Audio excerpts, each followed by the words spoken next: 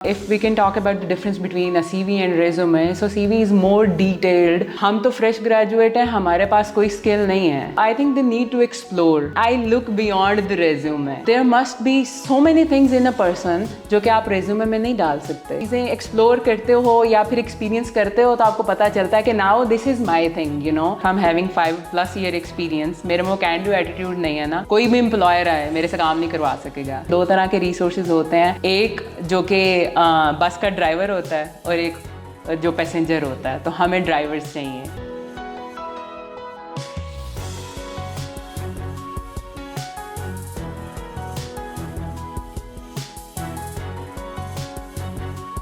आउज़ बिल्लाहि मिनश शैतानिर रजीम बिस्मिल्लाहिर रहमानिर रहीम अल्लाहुम्मा सल्लि व सल्लिम अला सय्यिदिना मुहम्मदिन व आलिहि बिक़द्रि हुस्निही व जमालिही व नूरिही व कमालिही. अस्सलामु अलैकुम दोस्तों, हसन रज़ा आज एक दफ़ा फिर आपकी खिदमत में हाजिर है. दोस्तों, अब तक की कोऑपरेशन और अब तक की अप्रिसिएशन का बहुत बहुत शुक्रिया. दोस्तों, आज का जो हमारा टॉपिक है वो टॉपिक है कि CV किस तरह का होना चाहिए. क्या CV 1 पेजर होना चाहिए या CV 2 पेजर होना चाहिए या CV 3 या 4 सफ़ों का होना चाहिए, और CV की क्या लवाज़मात हैं. भाई, मुझे समरी कैसी बनानी है, मुझे पिक्चर कैसी लगानी है, और अगर मैंने अपनी एजुकेशन और सर्टिफिकेशन का लिखना है तो मैंने क्या लिखना है, किस तरह से लिखना है. दोस्तों, इस इम्पॉर्टेंट टॉपिक पे बात करने के लिए हमने दावत दी है वन ऑफ द सीजन रेचर प्रोफेशनल ऑफ पाकिस्तान. दोस्तों, इनका नाम है इकरा फरीद.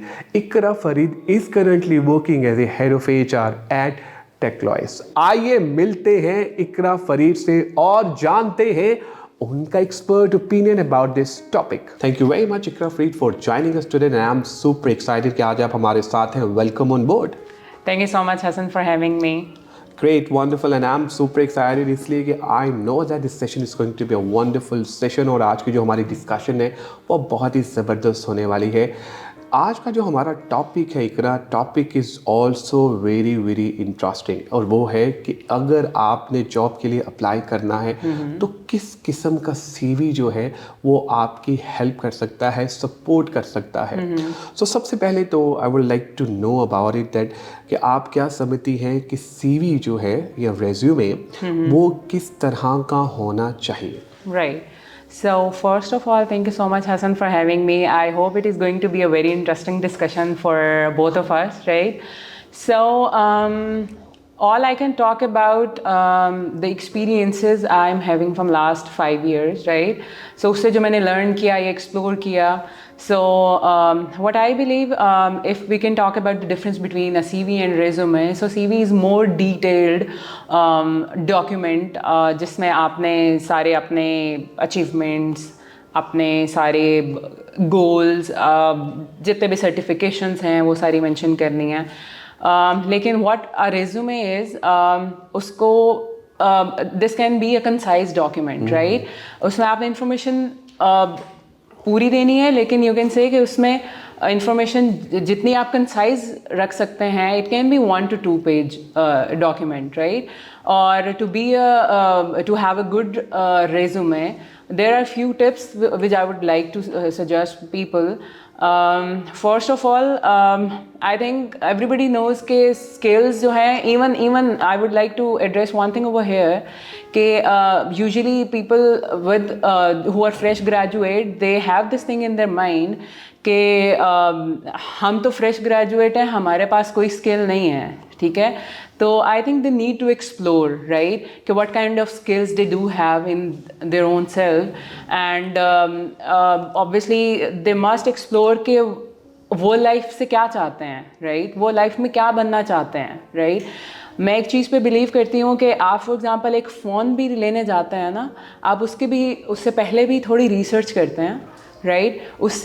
फ़ोन लेने से पहले भी आप थोड़ी सी एक गूगल पे या दोस्तों से स्पेसिफिकेशन पूछ रहे होते हैं कि किस तरह की स्पेसिफिकेशन है. आप थोड़ा बहुत नॉलेज लेके ही फ़ोन लेने जाते हैं, यू नो. तो how can you expect an employer कि आपको वो एक जॉब दे दे जबकि आपको उस जॉब की इन्फॉर्मेशन ही नहीं है, यू नो.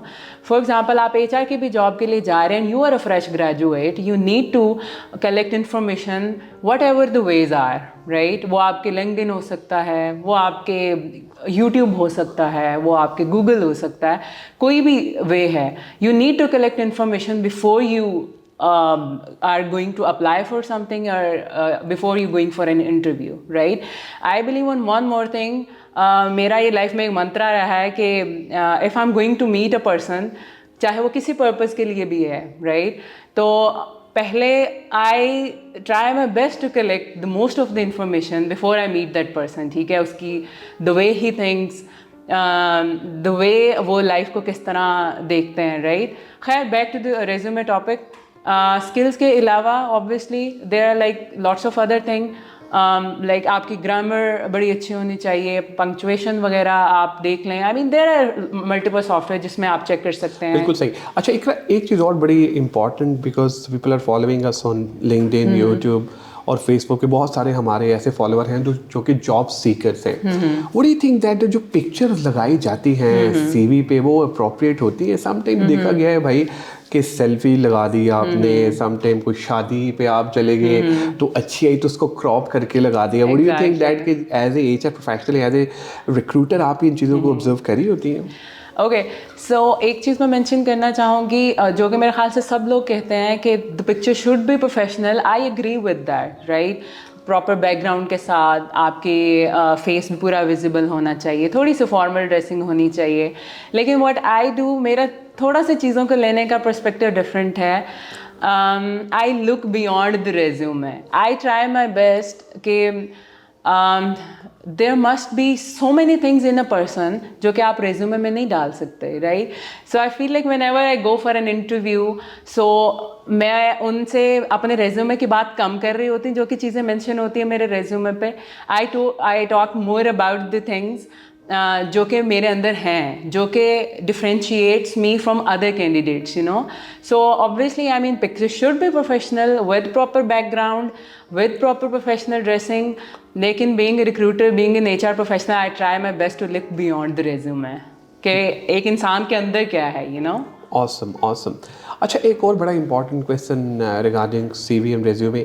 अक्सर औकात देखा गया है कि कॉपी पेस्ट कर दी जाती हैं चीज़ें. एक दोस्त ने बड़ा अच्छा सीवी बनाया, हमने क्या किया, बच्चे क्या करते हैं स्टूडेंट्स, उसी को कॉपी किया और उसी को पेस्ट किया. कभी कभार तो ऐसे भी होता है कि नंबर और ईमेल एड्रेस भी वही कॉपी पेस्ट हो जाते हैं. तो what do you think about this current scenario जो चल रहा है? Okay, so yes, this is very common.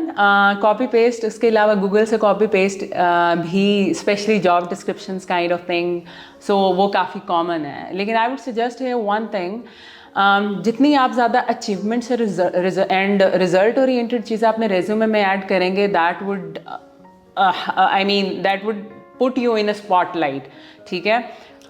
वो आपको डेफिनेटली दूसरे कैंडिडेट से डिफ्रेंशिएट करेंगी. लाइक आई फील लाइक मुझे शायद दिन में 400 प्लस भी रेज्यूमे इन अ डे देखनी पड़ती हैं, राइट? लेकिन आप अचीवमेंट्स चाहे 2 लाइन में भी आप, for example I am an HR manager at Techlogix, so I will just mention 2 achievements under the my experience. तो इट कैन बी, मेरे ख्याल से the employer should be considering it कि नहीं, let's talk with this person, you know. तो I would suggest कि जितनी आप achievements या result oriented चीज़ें आप ऐड कर सकते हैं अपने resume पे, that would be more beneficial for the candidate. Yeah. Agreed. अच्छा, अब ज़रा हम बात कर लेते हैं आपके बारे में भी. आपसे जब डिस्कशन हो रही थी मॉक सेशन में, तो आपने बताया कि आप बहुत इंट्रोवर्ट थी, अब आप एक्सट्रोवर्ट बन गई हैं. ये कैसे इस सफ़र को तय किया? Okay, so I will start from this कि I was a middle child, right? So I won't say this कि I was ignored. मुझे proper education भी दिलवाई गई मेरी family की तरफ से, लेकिन somehow बड़ा बच्चा मुझे लगता है इस वजह से सबका favorite होता है, सबसे बड़ा है. छोटा बच्चा इसलिए सबसे favorite होता है कि सबसे छोटा है. I have only one brother, so वो इसलिए भी लाडला था कि एक भाई है. So it's not like कि मैं लाडली नहीं थी, लेकिन somehow I felt like कि मुझे उस तरह से attention नहीं मिली लाइफ में जिस तरह बाकी मेरे सिबलिंग्स को मिली, यू नो. सो मैं एक चीज़ साइकोलॉजी में पढ़ रही थी कि जिन बच्चों को कम अटेंशन मिलती है घर पे, so they find it really hard to make friends at school and colleges. So I was that kind of person. मेरे दोस्त नहीं बनते थे स्कूल में। आई रिमेंबर मैं कॉलेज भी जाती थी, आई वॉज इन FSC, तो मैं लड़कियां पूरे ग्रुप्स में होती थी। आई was the one who was sitting alone in the college corridor. मेरे लिए बड़ा मुश्किल होता था लोगों से इंटरेक्ट करना और उनके साथ मिंगल अप होना, यू नो। तो ये मैंने सफ़र बहुत देर काटा। I mean you can say कि it started, I think, in 2017 when I was at LUMS. So that was the time I started like exploring myself, you know, कि मेरी life काफ़ी उस तरह कह सकते हैं ना, जैसे मैं आपसे मेंशन कर रही थी कि मैंने एक चीज़ पढ़ी थी कि अल्लाह जो है वो लोगों को दो तरह से आजमाता है। सो एक इंसान को एक उस तरह के लोग होते हैं जिनको सब कुछ दे के आजमाता है, और एक उस तरह के लोग होते हैं जिनसे सब कुछ ले के आजमाता है। तो I was the one in the first category जिसको सब दिया गया।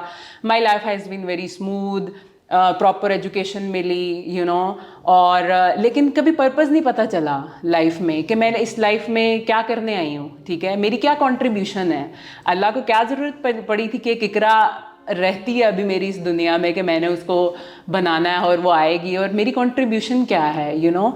So it took me years, it wasn't I mean कोई छोटा अरसा नहीं था, कोई थोड़ा अरसा नहीं था। It took me years to get to know about these things.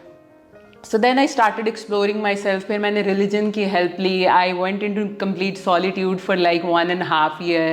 उसमें I read few books. मैंने कुरान पाक की तफसीर भी पढ़ी, मैंने कुरान पाक को तर्जुमे से पढ़ा बहुत ज़्यादा, और फिर मुझे समझ आया कि ट्रू कॉलिंग मेरे लिए क्या है, you know. तो उसका क्रक्स मैं बता देती हूँ कि मुझे वो जो journey being an introvert to extrovert मेरे ख्याल से मैं नहीं कहूँगी, मैं अभी भी इंट्रोवर्ट हूँ। मैं काफ़ी अपने आप को लिमिटेड रखती हूँ और लोगों से थोड़ा सा डिस्टेंस रखती हूँ, लेकिन एम्बीवर्ट कह सकते हैं। लेकिन आई बिलीव कि वो जो सफ़र शुरू हुआ वहाँ से कि मुझे आई गॉट टू नो कि नहीं इकरा, आपको एक ऐसे ही बचपन से जिस तरह मेरी जर्नी रही कि मैं लिमिटेड रहती थी और दोस्त नहीं बनते थे, तो मुझे लगा कि नहीं Iqra, this is not you, right. So you have so much energy, you have so much to do in your life, and you need to live in your present moment, right. So उससे फिर I started so many things in my life. So वो कहते हैं ना कि आप चीज़ें explore करते हो या फिर एक्सपीरियंस करते हो तो आपको पता चलता है कि now this is my thing, you know. So एक चीज़ मैंने शुरू की when I was in solitude, I started Arabic calligraphy, you know. थोड़ा सा मुश्किल था फुल टाइम जॉब के साथ कैलीग्राफी करना, लेकिन कोशिश की। I started from a single page, एक ब्लैंक पेज था मेरे पास और एक वो कहते हैं ना लेड पेंसिल से, उससे मैंने ड्रॉ करना शुरू किया। So it went really well, you know. लेकिन उसके बाद थोड़ी सी ब्रेक लगी उसमें due to my full time job और बाकी सारी चीज़ें। अभी मैंने माशाल्लाह 1 महीने से दोबारा शुरू की हुई है। I made a canvas, a big canvas for my friend. उसके अलावा अगर कैलीग्राफी के अलावा आई एम एन एक्टिव साइकिलिस्ट। मैं पहाड़ों में साइकिलिंग करती हूँ। My first cycling was at Babusar top 14,000 feet. So I feel like कि मैं जैसे आपको बता रही थी कि मुझे लगता है कि मेरी लाइफ में या मेरे दिन में मेरे पास टाइम कम बचता है, यू नो, और मुझे लगता है कि अभी भी मैं और कुछ कर सकती हूँ, लेकिन मेरे सोने का टाइम हो जाता है, you know. So I mean I feel like कि मेरी लाइफ अब काफ़ी ऑर्गेनाइज्ड है या फिर अलाइंड है, लेकिन I need more time in my life to do more things, ठीक है। सो मैं with the passage of time you can say कि ऐड करती रहती हूँ चीज़ें। जैसे साइकिलिंग आ गई मेरी लाइफ में, 1 साल से मैं बहुत एक्टिव साइकिलिस्ट हूँ। मेरा अपना एक छोटा सा साइकिलिंग क्लब मैंने 4 दोस्तों के साथ शुरू किया हुआ है। उसके अलावा मैं कैलीग्राफी करती हूँ। मैं वर्कआउट की बिल्कुल फ़ैन नहीं थी, बिलीव मी, मेरी लाइफ में जिम आ गया और सो मेरे ख्याल से काफ़ी हद तक मैंने वाइंड अप कर दिया हुआ है आपके क्वेश्चन को, यू नो। बिल्कुल सही, आई मीन इट्स ग्रेट। अच्छा इकराम, अब थोड़ा सा हम ज़रा बात कर लेते हैं। माशाल्लाह you working in HR field, इस प्रोफेशन में आप काम करी हैं। आप बहुत सारे इंटरव्यूज़ करती भी होंगी, मतलब आप पहले भी कर रही थी और अभी भी आप करती हैं। So what do you think that कि कौन से ऐसी 2 से 3 स्किल्स जो हैं वो आप देखती हैं कि यार ये कैंडिडेट में मस्ट होनी चाहिए, अगर ये होंगी तो मैं उसको रखूँगी? ओके, सो एक चीज़ मैंने कुछ साल पहले से लर्न की हुई है जो कि कहते हैं ना कि मेरे क्राइटेरिया से मैंने कभी निकाली नहीं उसके बाद, सो वो एक कैन डू एटीट्यूड है, right. So I have observe कि इवन मेरी एग्जांपल ले लेते हैं, even if I am having 5+ year experience, मेरे में वो कैन डू एटीट्यूड नहीं है ना, सो जितनी भी मैं स्किल्ड हूँ, कोई भी एम्प्लॉयर आए मेरे से काम नहीं करवा सकेगा, you know. So can do attitude is very important, which I don't I mean compromise on, you can say, right? एक चीज़ वो, और उसके अलावा second is I mean I have worked in these kind of cultures जहाँ पे we have tried our best to कि एक friendly culture हो, माइक्रो मैनेजमेंट कम हो, या फिर बच्चों को, वो जो बच्चों नहीं कह सकते, आई मीन रिसोर्सेज को बच्चों की तरह ना ट्रीट किया जाए कि वो स्कूल में पढ़ने आए हैं, you know.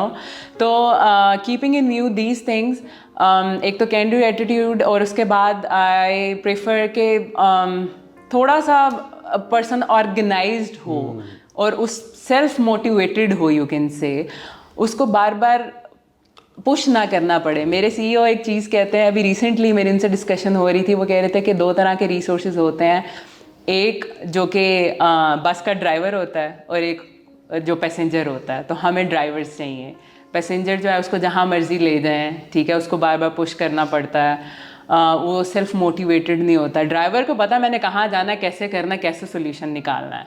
So this is the thing. Great. I mean, you're amazing and superb in the whole session. Thank you very much for your time, support, and love. Thank you. Thank you so much, Hassan. Any final verdict about Qasim Malaysia Foundation? Please go ahead.